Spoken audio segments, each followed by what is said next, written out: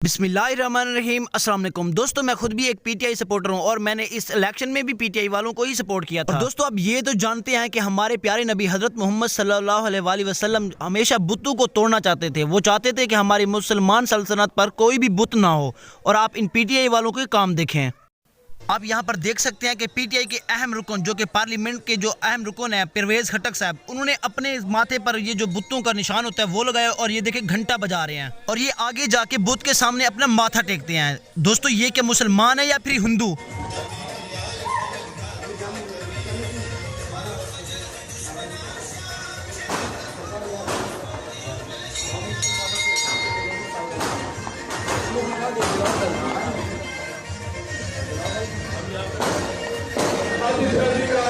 Gracias.